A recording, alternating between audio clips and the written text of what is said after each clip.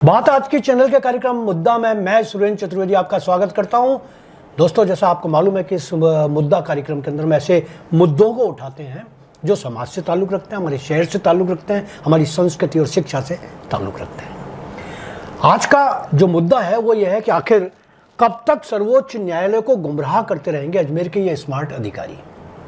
और इस सवाल के विभिन्न पहलुओं पर बात करने के लिए आज हमारे स्टूडियो में मौजूद हैं महान एक्टिविस्ट और अजमेर की रक्षा के लिए दृढ़ संकल्पित व्यक्ति अशोक मलिक। अशोक मलिक साहब, मैं आपका स्वागत करता हूं। जिस तरह से आप अजमेर को बचाने की एक मुहिम में जुटे हुए हैं और एक पूरे टीम वर्क के साथ में काम किया जा रहा है, उसमें आपने ये देखा होगा कि आज जो एक एजेंसी आई है नीरू, वो अपनी जांच कर रही है वेटलैंड को लेकर और किस तरीके से ये लोग गुमराह करके और ये चाहते हैं कि पाथवे बच जाए। पाथवे बचेगा या नहीं, इसका क्या भविष्य रहेगा, इस पर थोड़ा सा मैं आपको क्लियर कर देना चाहता हूं और अजमेर की जनता को भी ये साफ बता देना चाहता हूं, ये पाथवे रखें। मैं तो कह रहा हूं 7 वंडर भी रखें और जो फूड कोर्ट तोड़ दिया उसको भी बना के रखें, लेकिन जनता को भी तो वो प्रिविलेज दे दें। आज आपने लोगों की रोजी रोटी छीन ली, आपने उनके वो सब जो रेस्टोरेंट्स वगैरह चल रहे थे, जो विवाह समारोह स्थल थे, यानी विवाह समारोह स्थल बंद होने से कई विवाह समारोह स्थलों के रेट्स ही बढ़ चुके हैं। तो इन सब चीज़ों को पाथवे ये बचाने की कोशिश कर रहे हैं। आपने देख लिया किस तरीके से झूठ का सहारा लेके, गलत एफिडेविट दे के तुषार मेहता जैसे सॉलिसिटर जनरल, जो कि गवर्नमेंट ऑफ इंडिया के सबसे बड़े आज की समय में वकील हैं गवर्नमेंट ऑफ इंडिया के, आपने देखा होगा कि जब अपना ये वक्फ बोर्ड का भी आया तो ही सरकार की तरफ से, गवर्नमेंट ऑफ इंडिया की तरफ से वो पैरवी कर रहे हैं। ऐसे वकील को भी हमारे अजमेर के स्मार्ट अधिकारियों ने गुमराह किया और मेरे जैसे व्यक्ति जो कि लॉ का जानकार नहीं है, खाली किताबी नॉलेज, या मेरे पुत्र की मदद से जो लॉ का सेकेंड ईयर का स्टूडेंट है, हम लोगों ने जो हासिल किया उससे हमने हमारे लिखित आर्गुमेंट के दम पर इनके सारे जो इनने स्मार्ट आइडियाज़ दिए थे वो कोर्ट के सामने रख के इनको धाराशाही कर दिया। चलिए, एक मुद्दे पर, जैसे 7 वंडर है, आप तोड़वाने के लिए आप लगे और आपने अब वो लगभग टूटने के कगार पर तोड़ ही दिया जाएगा, वो बाकी निर्माण भी तोड़े। पाथवे को लेकर मेरे को तो ये सवाल समझ में नहीं आ रहा, ये पाथवे को लेकर इतना दृढ़ प्रतिज्ञ क्यों है, इसके पीछे इनकी क्या मंशा है, और पाथवे को बचा लिया तो क्या हो जाएगा, नहीं बचाया तो क्या, मतलब क्यों बचाना चाहते हैं? पाथवे को इसलिए बचाना चाहते हैं, जो हमारे अजमेर में जो भी अधिकारी आता है जी, वो अजमेर में सबसे बड़ी कमी क्या है कि यहाँ का जो रेवेन्यू रिकॉर्ड है वो खुर्द-बुर्द कर दिया गया है। थोक माल्यान, थोक तेलियान का कोई भी सर्टिफाइड रिकॉर्ड्स नहीं है। उसके आधार पे ये लोग मन चाहे ढंग से, जैसे मैं आपको बताऊं, ये जो बनाया गया अपना सीनियर वर्ल्ड जो बना, जो जी मॉल है, इसको थोक माल्यान बता के बना दिया गया, जबकि ये थोक तेलियान का भाग था। तो रेवेन्यू रिकॉर्ड की आड़ में सारा खेल होता है। और जो भी अधिकारी आता है, और मेरे को अब तो लगने लगा है कि टीचर्स के पर्सनेशंस का मामला आ रहा है, मेरे को तो लग रहा है कि जो हमारे आईएएस में भी पर्सनेशंस का मामला चल रहा है, क्योंकि इस तरीके के जवाब पेश करना, जैसा इनने जो आज़ाद पार्क के उस पर पेश किया, जहां पे हमारे कलेक्टर महोदय का एफिडेविट था और वो उसमें दे रहे हैं कि ये पोलो ग्राउंड था, 1948 का रिकॉर्ड हमारा पोलो ग्राउंड कर रहा है। सूचना के अधिकार में मांगो, कहते हैं रिकॉर्ड है ही नहीं। तो रिकॉर्ड और सुनिए, और वो जो है 2013 से 2033 के मास्टर प्लान की जो बुकलेट है, उसमें अजमेर में पार्क के नाम पे लवकुश उद्यान, सुभाष उद्यान और आजाद पार्क को बताया गया है। अब आप देखिए इस तरीके का एक लेमैन, एक जर्नल आदमी भी जो अपनी जमीनों से संबंधित कोई डॉक्यूमेंट पेश करता है निगम में नक्शा पास कराने के, वो गलती नहीं करता, यानी आईएएस लेवल का कलेक्टर ऐसी गलती क्या कर रहा है, ऐसी गलती कैसे कर रहे हैं? गुमराह कर रहे हैं। नहीं, गुमराह नहीं कर रहे सर, जानबूझकर कर रहे हैं सर, ये और कुछ नहीं है, सिर्फ एक अपने उसकी जिद को बचाने के लिए कि हम किसी तरीके से सरकार को बचा लें, कितना भी टूटना हो, कितना भी विनाश हो, ये बचाने की ये बचेगा नहीं, पाथवे नहीं बचेगा। इनके बचाने की मंशा ये है, ये कोर्ट को इस तरीके से प्रेजेंटेशन दे रहे हैं कि 7 वंडर के बाहर है पाथवे। हाँ, ये तो यही बता रहे हैं कि चौपाटी पर, चौपाटी जो है वो सड़क के किनारे किनारे है, और जबकि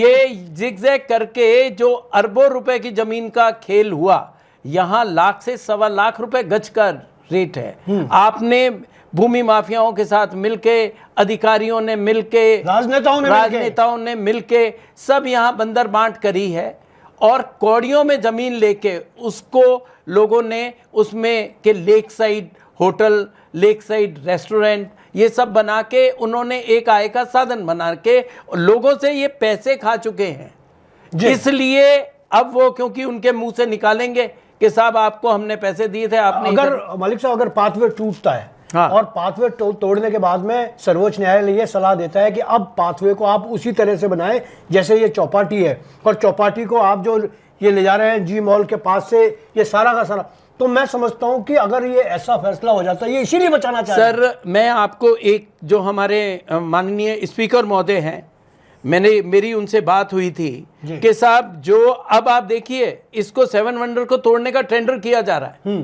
तो मेरी उनसे ये मांग थी और वो मेरी इस मांग से सहमत थे, और उन्होंने अधिकारियों को भी कहा कि ये जो 7 वंडर हटाया जाए तो इस 7 वंडर का पानी, जो आना सागर का पानी है, वो सड़क से टच करे। पर वो टच कहां से करेगा, उसके आगे तो आपने पाथवे बना रखा है। जब तक वो पाथवे नहीं टूटेगा तो हमारे स्पीकर महोदय की भी वो जो मंशा है वो पूरी नहीं होती है। तो मैंने तो उनसे कहा, मैंने कहा साहब आप अपनी सरकार को समझाइए, आप उनको बताइए कि ये पानी यहां तक आना चाहिए, क्योंकि आना सागर आज की डेट में, आना सागर 200 हेक्टेयर के करीब था जब इसकी जो थी 14.4 मीटर, यानी ये 14 फीट पे, 4.4 मीटर, ये 14 फीट पे था, लेकिन आपने अब इसको 13 फीट कर दिया है। उसके अलावा ये मैं आज कह सकता हूं कि जो 200 हेक्टेयर था वो गिर के मात्र 114 हेक्टेयर रह गया आना सागर। हाँ, तो ये तो इसका कद घटा रहे हैं, कद घटा रहे हैं। और अजमेर की जनता, पाथवे नहीं हटाया गया तो मैंने आपको पहले भी कहा था, हमारे माननीय सीनियर जर्नलिस्ट दीनबंधु जी के घर में वो पानी की लहरें थपेड़े देगी, बिल्कुल, और दूसरी तरफ वो मित्तल हॉस्पिटल के अंदर घुसेगी, बिल्कुल। तो ये स्थिति है। अजमेर की जनता चाहती है कि वो हर साल, हर बरसात की शुरुआत में ही फ्लड का सामना करे, गलियों में से निकल के जाए तो इस पाथवे को बचाए। सबसे हास्यास्पद बात यह है कि अजमेर का कोई भी नागरिक जो आना सागर के पास सड़क से निकलता है, वो ये जानता है कि पाथवे अंदर है, आना सागर के किनारे पर नहीं है। लेकिन और ये अधिकारी भी जानते हैं कि हम, लेकिन ये सर्वोच्च न्यायालय को इतना क्या बिल्कुल पागल समझते हैं, मूर्ख समझते हैं कि उनको ये बता देंगे कि भाई वहां है, क्या हम लोग इसका जवाब नहीं देंगे? अब जो ये जैसे ही 7 को नीरी की रिपोर्ट ये लोग प्रस्तुत करेंगे, हमारे पास में 16 तक का समय है। ये जो भी देंगे हम अपने काउंटर्स देंगे, हम इनको ड्रोन्स की फोटोग्राफ्स देंगे, हम ये भी बताएंगे कि साहब जब पहले आना सागर 16 फीट पे था तो ये करीब करीब 260 हेक्टेयर जमीन में फैला हुआ था। आपने 14 फीट करके ही 60 हेक्टेयर जमीन में आपने ये हाउसिंग बोर्ड और ये सब बना दिया। एक्चुअल में देखा जाए तो ये 260 हेक्टेयर था, इसको बनाया गया था। अब आप नए जो ये सजेशन दे रहे हैं कि हम फईसागर में बना देंगे 2 हेक्टेयर, फईसागर में जगह कहाँ से लाएंगे? हमारी जो रिक्वेस्ट थी पहले कोर्ट से यही था कि साहब ये इनसे आप टेक्निकली बताएं कौन से खसरे नंबर में आएगा और क्या होगा, इसीलिए तो कोर्ट ने इनसे मांगा। पर सबसे बड़ी बात है कि जो नीरी की अभी वो आई है आज, तो उस पर आप थोड़ा सा मुझे प्रकाश डालेंगे, ये क्या करके जाएंगे? ये कुछ नहीं करेंगे साहब। नीरी की रिपोर्ट आई है, नीरी की जो रिपोर्ट है, क्योंकि कोर्ट ने कहा है आप प्रस्तुत करें, तो नीरी को ये लोग गुमराह करने की कोशिश करेंगे। जैसे ये यहाँ करेंगे, इनकी कोशिश यही रहेगी साहब बहुत ज़्यादा गर्मी है, हीट स्ट्रोक हो जाएगा, आप कहाँ जाएंगे, हम आपको कागजों में समझा रहे हैं। ये कोशिश यही करेंगे कि एक एसी कमरे के अंदर ही उस रिपोर्ट को बनवा के नीरी से पेश करवा दें। जैसा कि पहले भी हुआ, पहले जैसा पेश किया था जब वो सुरेंद्र सिंह शेखावत हाँ वाले में जब आई थी, तो वो करके ढाक के 3 पात निकले होटलों में बैठा दिया था। और वो अब मैं आपको एक चीज बताऊं, ये यहाँ कोई इनको 10 हेक्टेयर जमीन मिलने वाली नहीं है फईसागर में। फईसागर में कोई 10 हेक्टेयर जमीन नहीं मिलेगी, क्योंकि वहां पे भी फार्म हाउस है। तबीजी दोराई, ये दोनों भी सर, तबीजी दोराई की अब आप कहानी सुनिए। हाँ।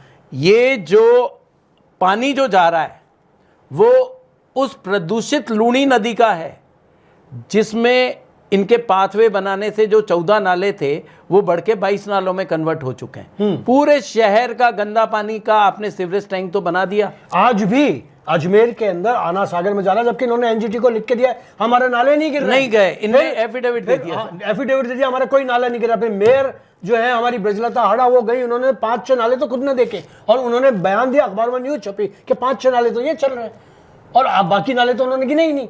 वो हमारे साथ हम गिनवा देते हैं, आ जाए कोई भी अधिकारी। हाँ, मेरे पास में मैंने उसका पूरा जो सैटेलाइट सर्वे है वो करके ड्रोन्स में मैंने नाले मार्क कर रखे हैं, वो मैं कोर्ट को प्रस्तुत करूंगा। अब ये जब निकला, यहाँ से निकल के ये निकला, ये जो ये बता रहे हैं तबीजी को, और उसको ये यहाँ से लूणी निकली, पहुंची कहाँ? पाल बीचला में जी। पाल बीचला भी टैंक बिल्कुल खत्म हो चुका है, खत्म है बिल्कुल। पाल बीचला रहा नहीं। वहां से निकल के ये जितना रेलवे का डीजल शेड का गंदगी, ऑयल बेस्ड और सारा जो इंडस्ट्रियल एरिया बन गया, उसका सारी गंदगी लेके ये निकला रामगंज के थ्रू होता हुआ, ये सुभाष नगर होता हुआ पहुंच गया खानपुरा में। खानपुरा तालाब को भी खत्म कर दिया, खानपुरा का भी नहीं रहा। अब जो क्या हुआ कि जब हमने जैसे ही ओवरफ्लो, क्योंकि अब क्या है कि आना सागर में नालों के कारण बिना बरसात के रोज लेवल चढ़ रहा है। हाँ, रोज बढ़ रहा है। कारण क्या है कि जितना बीसलपुर से अपना जितना एमएलडी पानी आता है उसका 60% पानी तो वेस्ट के रूप में अपन बहा देते हैं, वो सिवरेज के थ्रू आना सागर, इसलिए आना सागर का लेवल बढ़ रहा है। थोड़ी सी बरसात आते ही वो ओवरफ्लो की तरफ बढ़ता है। अब आपको मैं तबीजी का बताऊं, तबीजी बना कैसे। वो कोई यानी टैंक और वो नहीं है। जब हाईवे बना, उसको ऊंचा करने के लिए मिट्टी खोदी गई और उस मिट्टी को खोद के ऊपर कर दिया गया। जो ठेकेदार था तो वो मिट्टी खोद के वो वहां पे गड्ढा नुमा बन गया। अब जब ओवरफ्लो हुआ और आपने खानपुरा की साइड को आपने बदल दिया, तो वो पानी ओवरफ्लो होके पानी अपना रास्ता अपने आप खोजता है। तो वो निकल के, आपको याद होगा कि हाईवे पे भी पानी था, अभी था बिल्कुल, जिसके अंदर ये स्थिति हो गई थी कि डेयरी के जो हमारे रामचंद्र चौधरी, उन्होंने डेयरी का जो तक ट्रक पहुंचाने के लिए पंप लगवाए थे, पंप से वो खाली करवाया था। हाँ, उनने सबमर्सिबल पंप लगा के डेयरी से टैंकर खाली कराया करते थे। तो ये कोई जो है ये पाथवे तो ठीक है, वेटलैंड बनाने के लिए सैकड़ों साल लग जाते हैं। हाँ, तो वेटलैंड किस तरीके से करेंगे? मुझे नहीं लगता कि नीरी के वैज्ञानिक इतने बेवकूफ हैं कि अगर वो जाते नहीं है तो बात अलग है, जाएंगे तो वो ऐसी रिपोर्ट नहीं दे सकते। यदि वो रिपोर्ट देंगे तो हम काउंटर के लिए तैयार बैठे हैं, नहीं है तो मैं रिव्यू के लिए जाऊंगा। हाँ। मैं तो इसके बाद भी रिव्यू के लिए जाऊंगा बिल्कुल, या क्या, क्योंकि अभी 2 बेंच का फैसला है। मैं कॉन्स्टिट्यूशनल बेंच पे लेके जाऊंगा, क्योंकि मैं कहीं भी इस स्थिति में मैं अब ये मानता हूं कि जो हम कोशिश कर रहे हैं, जो ये मेरी इच्छा नहीं है, ये कोई मेरे को भगवान का ही आशीर्वाद मिला हुआ है जो मैं इतनी लंबी लड़ाई लड़ने में सक्सेसफुल हुआ हूं। मेरे को हर तरीके से तोड़ने की कोशिश करी। आप देखिए साहब, मेरे बच्चों के ऊपर बनाई, जो मेरी बच्ची वहां बड़ौदा में कर रही थी डॉक्टरी, उसके ऊपर इन लोगों ने जानलेवा हमले तक करवाए।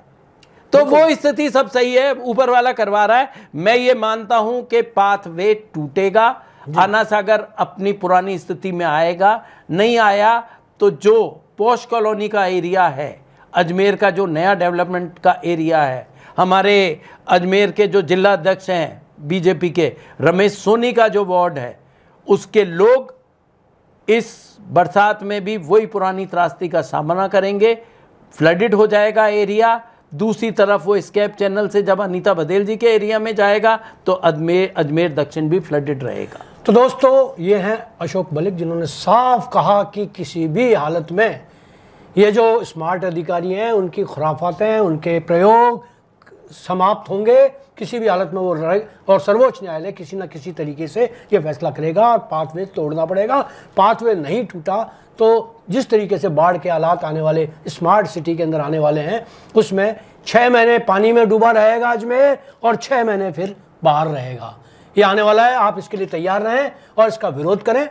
यदि कोई भी ऐसी आपका, तो एक अच्छे नागरिक होने के नाते मेरी आपसे आकांक्षा है कि आप इसका हम लोगों का समर्थन करें। धन्यवाद।